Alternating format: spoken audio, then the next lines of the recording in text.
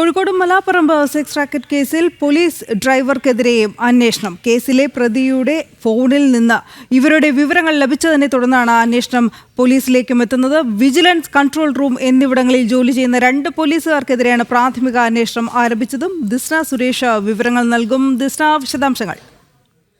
ഈ മലാപ്പറമ്പ് സെക്സ് റാക്കറ്റുമായി ബന്ധപ്പെട്ട് കഴിഞ്ഞ ദിവസമാണ് പോലീസ് ഈ പെൺവാണിഭ സംഘത്തെ അറസ്റ്റ് ചെയ്ത് കൊണ്ടുവരുന്നത്. ഈ സംഭവവുമായി ബന്ധപ്പെട്ട ഈ പ്രതികളിൽ ഒരാളുടെ മൊബൈൽ ഫോൺ പരിശോധിച്ചപ്പോഴാണ് 2022 ഇത്തരത്തിൽ ഈ ബിന്ദു എന്ന് പറയുന്ന ഒരു യുവതി, അതായത് ഈ പ്രതിയിൽ ഒരാളായ ഈ യുവതിയെ അറസ്റ്റ് ചെയ്യുന്ന സംഭവം ഉണ്ടായത്. പിന്നീട് അവരെ നോട്ടീസ് നൽകി വിട്ടയക്കുന്ന ഒരു സാഹചര്യം ഉണ്ടായിരുന്നു.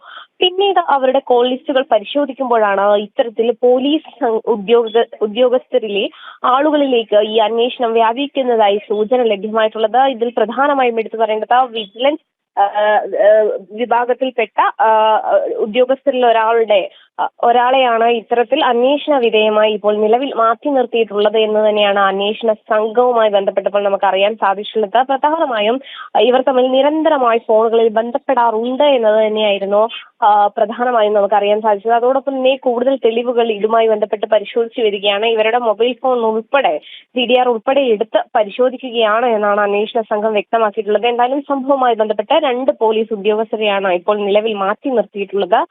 കൂടുതൽ അന്വേഷണത്തിലേക്ക്, അതായത് ഈ പ്രതികളുടെ കൈവശമുള്ള മൊബൈൽ ഫോണുകൾ ഉപയോഗിച്ച് കൂടുതൽ അന്വേഷണം വ്യാപിപ്പിക്കുമെന്നും ഈ അന്വേഷണ സംഘം ഇപ്പോൾ അറിയിച്ചിട്ടുണ്ട്.